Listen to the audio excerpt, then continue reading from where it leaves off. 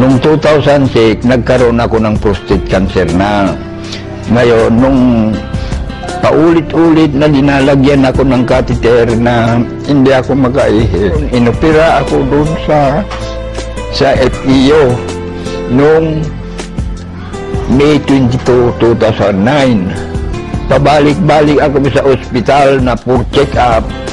Tuwing dalawang check-up ng isang linggo, wala rin akong walang pagbabago, lalong sumasakit. Maraming klase, mahapdi, makirot, masakit pag lumabas yung ihi ko, pag huminto yung ihi ko, masakit, makirot, ganun ho. Halos hindi ako makatulog magdamag, nagtitiis lang ako. Lagi akong nakahiga, maski na nung pumunta sila nung dito, hindi ako makatagal ng mga 10 minutes na nakaupo ng ganito. Saka yung pagpunta ko sa FEO, pag pumunta ako, gagastos ako ng 5,000 pinpunta ko. Dalawang beses ako pumunta sa loob sa linggo. Kaya ngayon, naghihirap na ako, wala na akong pagbili ng gamot ko. Marami akong pinagdanan, ECG, ultrasound, urine culture, PSA.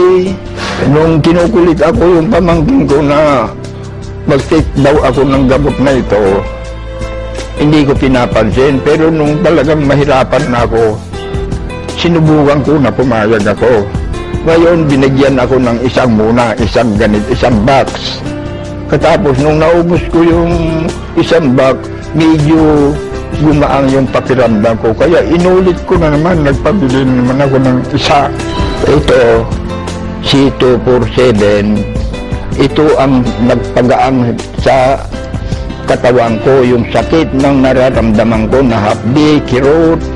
Dahil po dito ay nakakalakad na ako, nakakapunta na ako yan, nagkapapasya-pasya ako dito sa lubang bahay ko. Walang paldos siguro ito kasi naranasan ko na ito.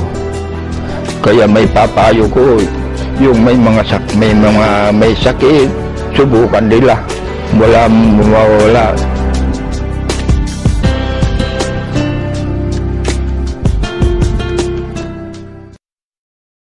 Nagsimula ang sakit ko noong January 2009.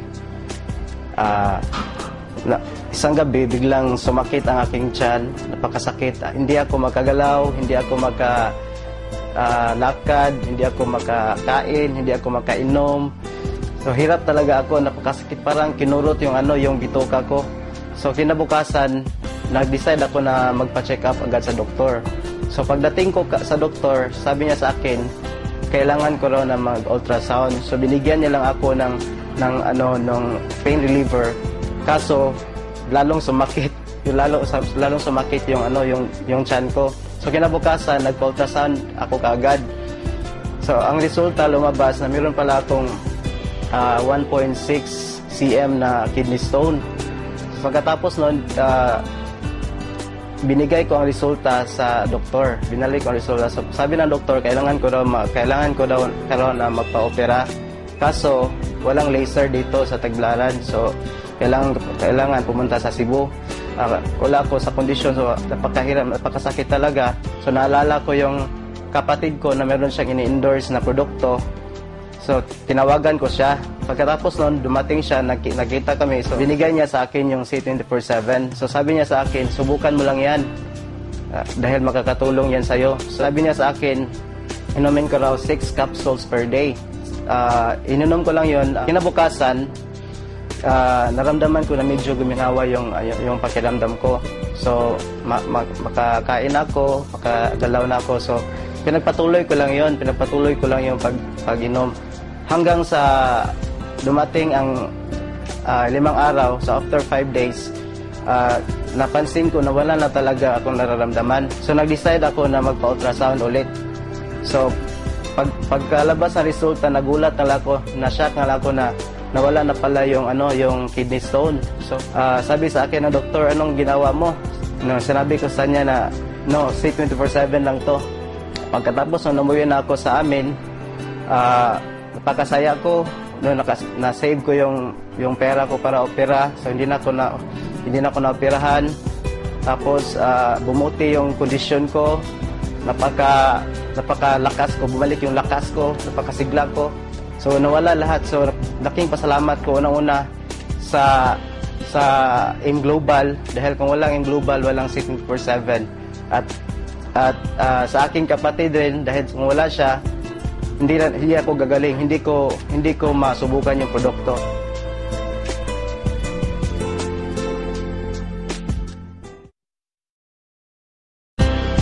The first time I heard of your product is when his friend introduced it to us. Kinuwento na sa amin yung naging effects sa kanya ng product niya. He is diabetic and he was hospitalized because he is partially blind already. May gangrene yung lower extremities niya. And na 50-50 siya sa hospital. And then, I had to complete 8 capsules a day, yung initial. Yun ang prescribe sa kanya. Ako yung doctor doon daw yung sa kanya yung nag-prescribe sa kanya. It was also a doctor. So, pinescribean siya ng 8 capsules a day. Tapos, after 3 days, nag-dry up daw yung niya, yung kanyang gangrene. So, hindi na amputate yung kanyang leg. And then, we tried the product first. Bumili siya ng leave-in, yung coffee nyo, and then yung complete. So, kasi nung may problem ako sa cyst, I have breast cyst, and then may solid nodule, multiple, and then one of those was a solid nodule na kailangan nang i-operate. Kaya ayoko magpo-opera. So, I tried it. Kasi I saw it dun sa friend niya na ganun yung drastic yung recovery talaga niya. So, I tried it for yung 1 box lang muna. 1 box is 30 capsules lang. I tried it. Yung 1 box lang na yung inubos ko, nagpa-ultrasound ako. It turned out na negative na. Hindi na makita nung doctor sa ultrasound yung nodules. Kaya after that, tinuloy ko yung pag-drink ng complete. It was a vehicular accident that happened October 3 in the Anghare, Alabang, Cavite area. I was driving all alone. There was this. I had that accident, and the next thing I knew, wala na akong malay noon. I ended up here at San Juan de Dios Hospital at the intensive care unit. I didn't know what was happening. It was really painful. And then nawalan ako ng malay. But in a way, I was in comatose. He was in the ICU for 9 days. So, wala talaga siyang memory about yung nangyari sa kanya. His brain was swollen. Yung sabi ng doctor, swollen yung brain niya. Ang sabi ng doctor, it will take 6 months daw para makarecover, to remember. Sabi ng doctor. Noon sa ICU, hindi alam nung mga doctors na pinapainom ka siya nung complete. Kasi siya nakita ko yung effect sa akin. So, binigyan ko siya. Remarkable yung yung recovery niya.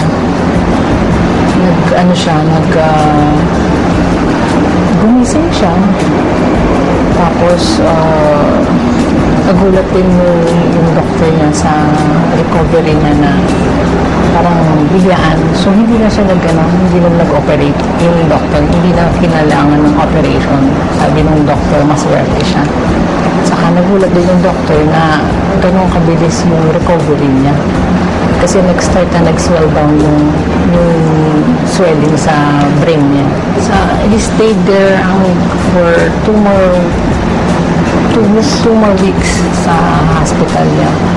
Pero during those 2 weeks na yon, nag-improve yung memory niya. Nakilala na nga ako, alam niya yung pangalan ko, alam niya yung pangalan ng mga anak namin. Pati yung mother niya, alam niya yung pangalan. It started sa mga names. They can even text. Naka-text mo siya doon sa hospital, nagulat ko doon. Nakakataon siya. Dati nung hindi niya ma-recognize kung ano yung cellphone. Hindi niya alam kung ano tawag doon. Kasi I believe na kaya kahit 2 capsules eh. So kahit na basta regular lang, na continuous din yung intake niya noon, I believe na makaka-recover siya. Saka dati may complaints of headache. Pag medyo late na during the day, sumasakit yung ulo niya, masakit, saka malabo yung mata niya. Tapos yung C24/7 na yung tinitake niya after a month, January na yun, na-observe niya na hindi na sumasakit yung ulo niya. Tapos medyo hindi na ganun kalabo din yung mata niya.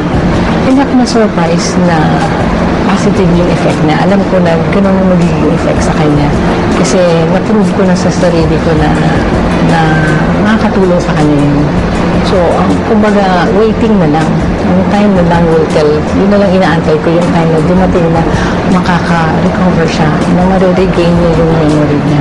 Ngayon, unti-unti, after nang nagtitake pa rin siya niyan, 3 times a day na, yung C24/7. Well, I'm glad na merong product na C24/7 na food supplement na that can help us, especially my husband, to recover dun sa temporary na memory loss niya. Doon ko lang nalaman na all the time, the reason why I had a very fast recovery, it was because of this product of AIM Global. And I knew for a fact, yes, okay, I should have died. That was given. I should have died. And I know the Lord gave me a second chance in life. The important thing is I'm back. I'm back with my life because of the Lord, and I have a strong life, a new life, very strong and very happy because of C24/7.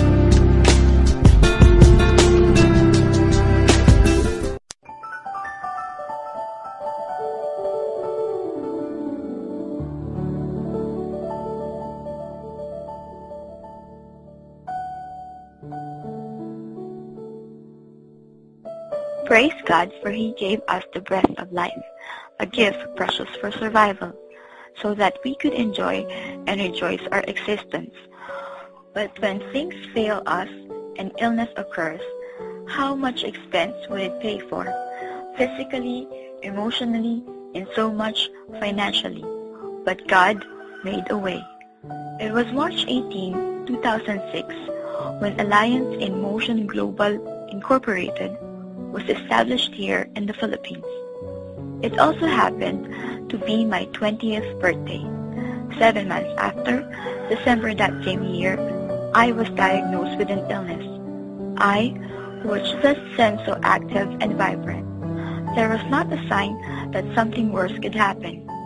The disease, though identified, it was rare. No common medical remedy yet known. This is where all of that cost comes in. Even if I haven't witnessed it myself because I was still unaware, I learned eventually that for an average family like us, we have experienced being physically exhausted, emotionally down, and financially drained. My mother fought for every possible cure. She tried every probable treatment. But for a situation like mine, only the product of AIM Global worked out. The rest of all the other synthetic medicines that we have tried before just wasted effort. Because my mom was anxious that I needed to get well soon, she did not hesitate to try this herbal medicine.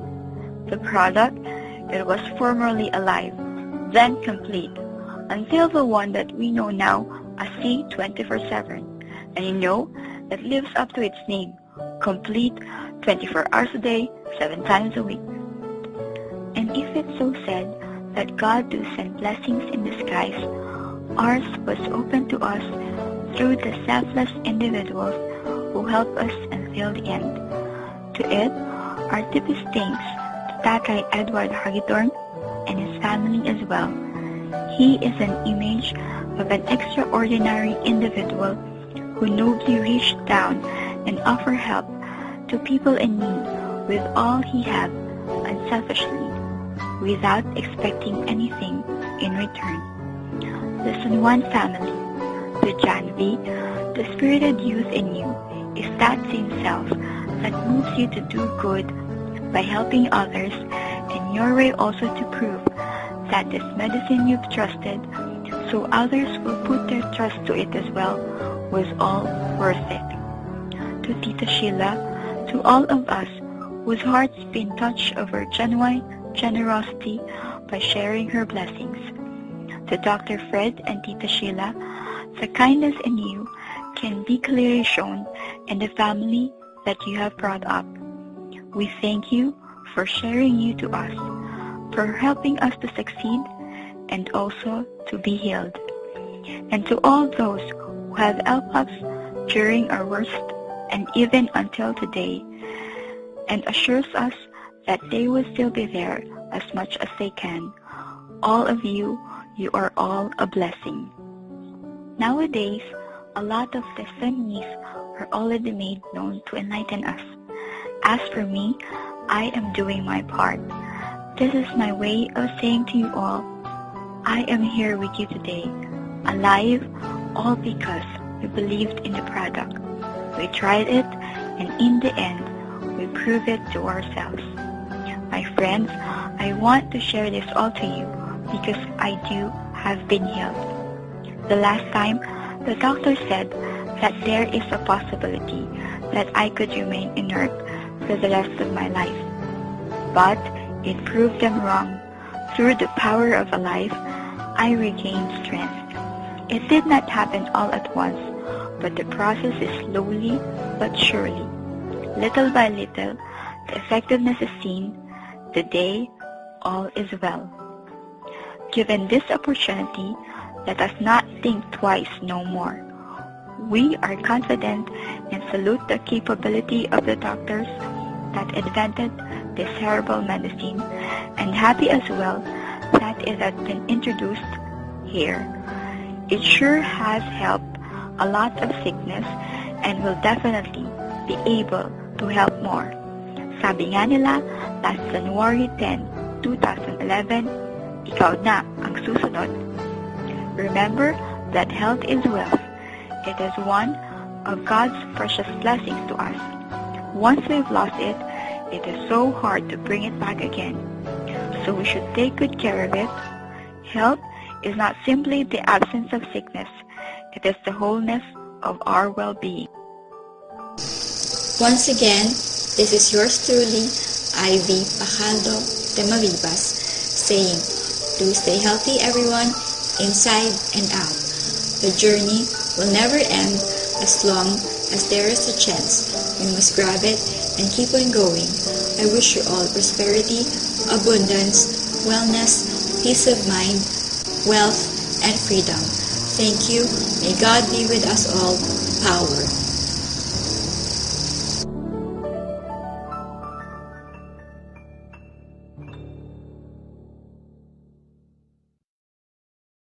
Isa po ako sa napagaling ng Complete. Yun po yung product ng Alliance in Motion Global. Actually, ang kapatid ko po ang nagsimulang gumamit noon.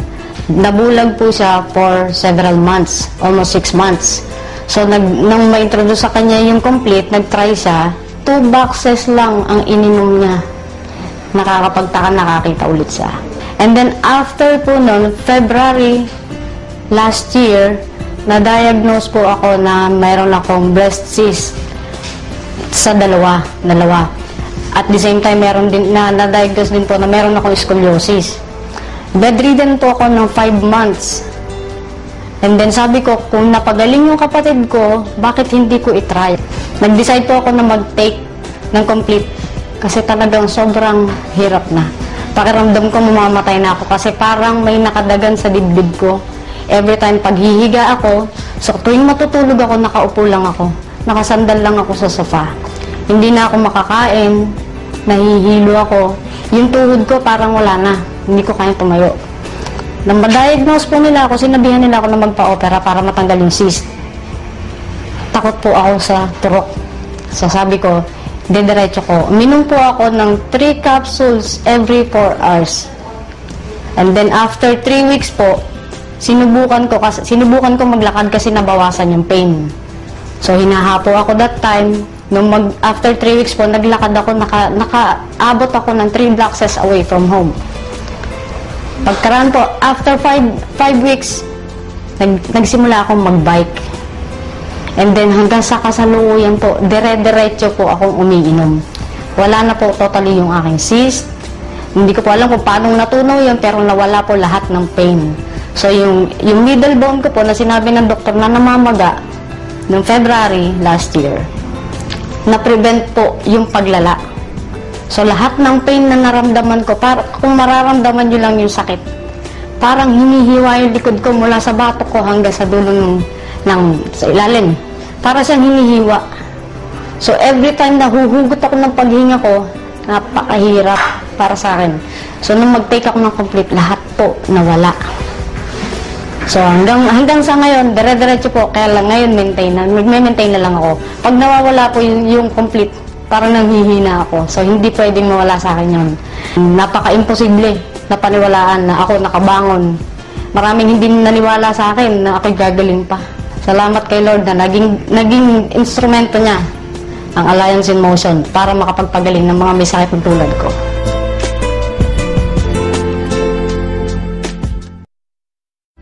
In 2006, I was diagnosed with myoma, 3.5 cm in size. In 2007, I was informed by my doctor that I should be operated on because it might grow bigger. However, I was taking religiously Complete and other AIM Global products. The reason why I did not get operated on last 2007 was because I was afraid to be operated because I had 5 operations, 2 major and 3 minor operations. The family in 2010 decided that I be operated on. So I went to see my doctor friend surgeon, and I was advised that before I get operated on, I should get all the necessary laboratory tests, including ultrasound.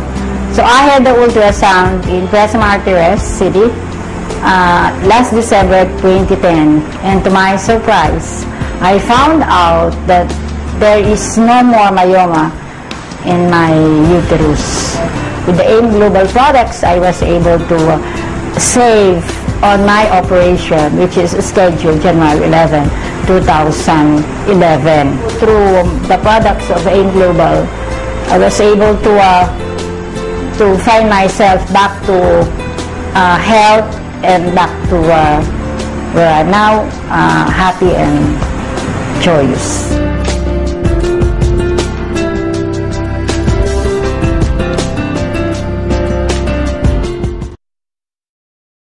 Ang aking asawa po ay isang seaman. Talagang nire-require po sila ng kanilang medical examination taon-taon. Lately na lang po na ni-require po sila na examination nila para sa Hepa B. At na-surprise po kami nang nalaman namin na reactive po pala sa kanya ang Hepa B. Nag-second opinion po kami sa ibang doktor, and then sinabi na wala nang kagalingan ang Hepa B. Last November po, nagkaroon po ulit siya ng medical examination bago po siya umakyat ulit ng barko. And then sa amin pong pagtataka, bakit po kami pabalik-balik na pinababalik ng doktor at 3 beses po ulit siyang kinuna ng dugo. At nang tinanong namin po ang doktor kung bakit, sinabi po sa amin na non-reactive na yung kanyang Hepa B. Tinanong po kami ng doktor kung anong tinitake niya. At sinabi po namin na Complete plus yung white light para po sa liver, and then lately po yung ating C24/7. Naniniwala po kami na sa produkto ng AIM Global ay walang imposible.